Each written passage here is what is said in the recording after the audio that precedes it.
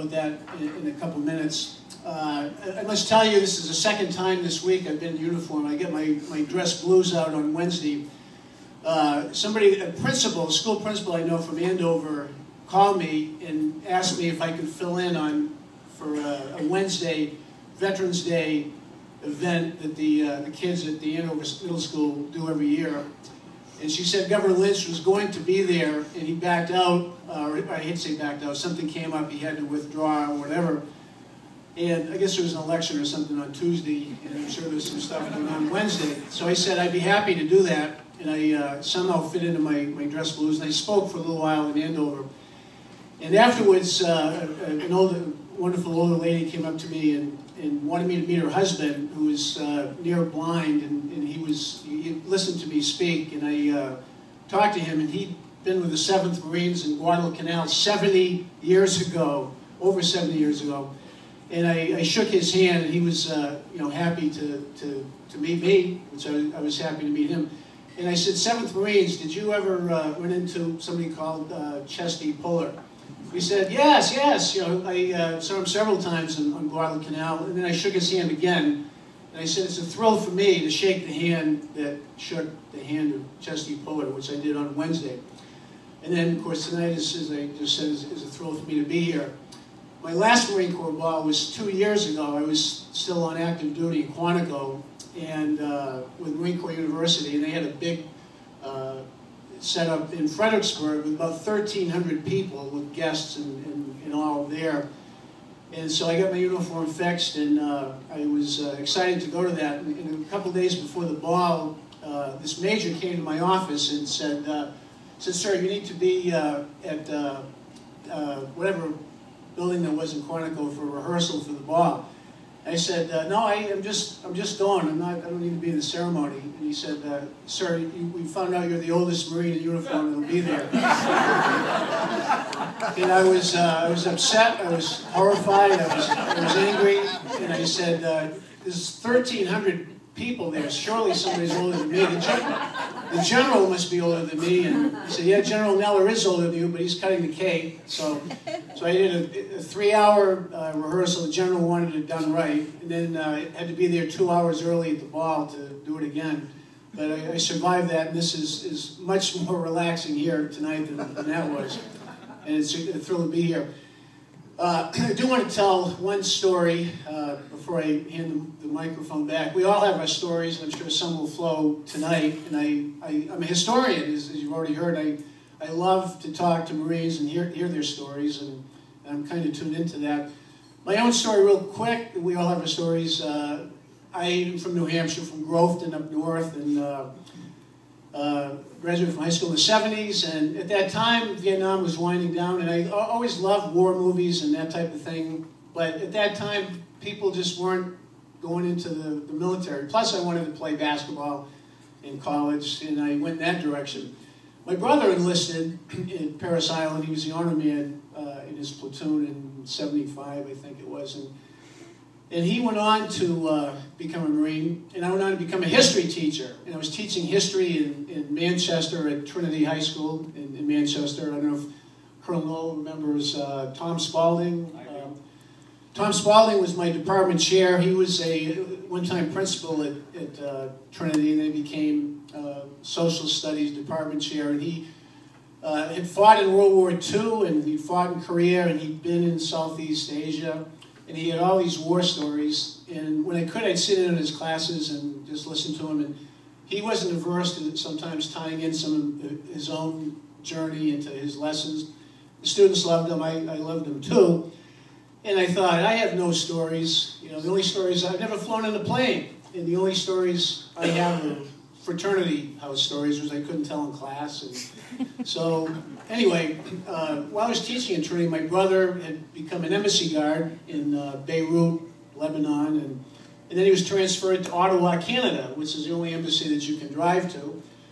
So there was an Eagles concert in Ottawa one summer, and he had tickets, and so some of my friends and I went up to Ottawa to see my brother John, Sergeant Moffett, and see an Eagles concert, which we did. It was great. And we went to the Marine House in Ottawa afterwards, and I met all these embassy guards, and they were fit and confident, and they had camaraderie and elan and panache and a lot of pretty Canadian girls as well. And I looked at his setup there and I said, hey, I want to be an embassy guard.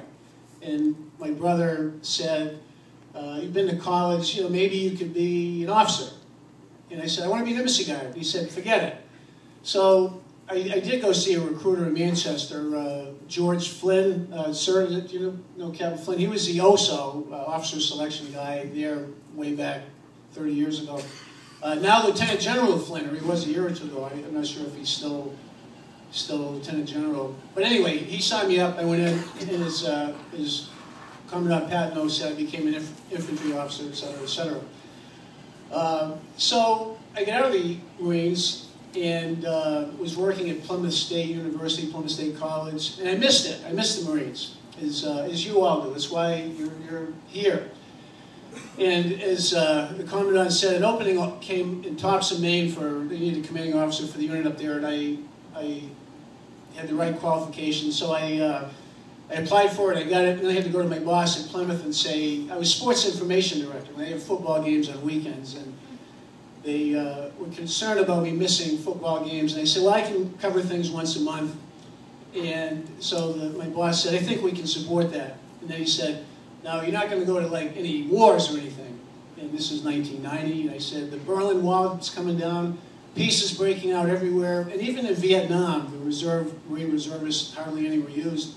So of course, as you know, but before the end of the year, me and my men were in Saudi Arabia, dug in fighting holes, looking to the north, getting ready to invade Kuwait, to try to liberate Kuwait, and looking at the burning oil well fires over the horizon to the north, which I don't need to get into. The history's been written. Eventually, we went through the minefields and into a burning oil field, and 100 hours later, the Iraqis capitulated, gave up, ceasefire, and a lot of you remember it was a happy time. The war was over. So shortly thereafter, we got into our trucks and vehicles in the Burgan oil fields and headed out and went through Kuwait City as we prepared to get back to our base in Saudi Arabia, convoyed in there. And I forget to mention that when I was in Mr. Spaulding's classes, he not only did he tell stories, but he oftentimes showed newsreel videos, films of different parts of our history, including the liberation of Rome in 1944, where all the Italians came out and were so thrilled to be liberated from the Germans. And then later that same year, 1944, same thing happened in Paris. And I loved watching those videos of the Parisians coming out and the Americans coming into Paris and being the objects of such adoration and love and affection and gratitude. And it wasn't just Paris. I know that in countless other villages and towns in France and the Netherlands and Austria, Czechoslovakia, people came out and hugged and loved the Americans who liberated them. And as a history guy, I know that didn't happen really after Korea or in Korea. It certainly didn't happen the same way in Vietnam. Communist flag flew over Saigon. But those images from Mr. Spaulding's classes and newsreels always stayed with me. So anyway, so we convoyed into Kuwait City, and pretty soon, we passed burning vehicles, and there was no electricity, shell holes, the occasional dead body, and we came into Kuwait City. The people suddenly started coming out as we slowly rolled into Kuwait City, and more came out, and then pretty soon people were driving by our convoy, and I always remember a convertible. The Kuwaitis were pretty rich people. A lot of them had big cars that they drove by our convoy. A convertible with 4 Kuwaiti women blowing kisses to us, and how great was that?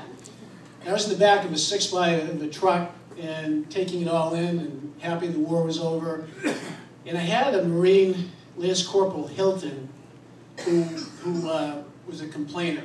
He bitched a lot. Can I say that word, sir? Well, he complained a lot.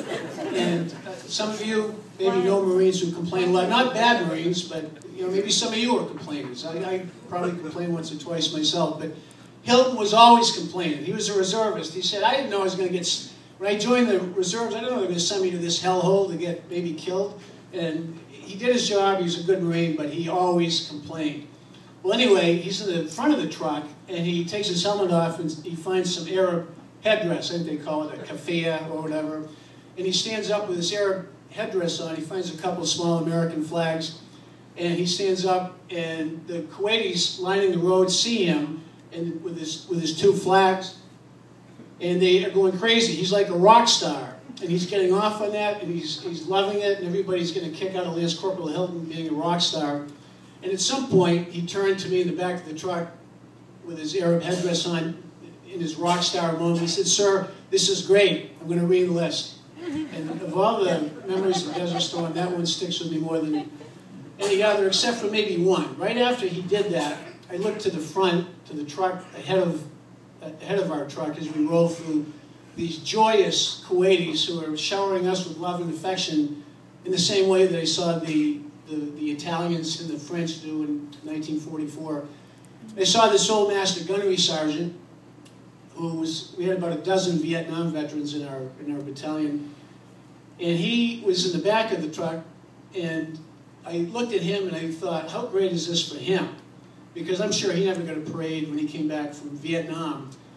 And he served at the siege at Khe Sanh. I guess he weighed like 120 pounds when it was all over. He survived and stayed with the Marines, stayed with the reserves. And here he was. He wasn't waving to the crowd, but I looked at him and I could tell it was a very emotional moment for him. And that's the one thing I'll never forget is that imagery of the master gunnery sergeant as we convoyed through Kuwait City. It was a thrill. And at that moment, I thank God that I survived, my men survived, and that we would all come back to America. It was a great moment I was very thankful for. And I'm also thankful to finish up, Commandant, one of the great thrills for any Marine is to be where I am today, sharing some words as a guest of honor at the Marine Corps Ball. It's a thrill. I thank you for that. I'm a history guy, and again, a lot of you know about the chosen few. As they always say, Semper Fi and stay warm. Hoorah. Thanks again.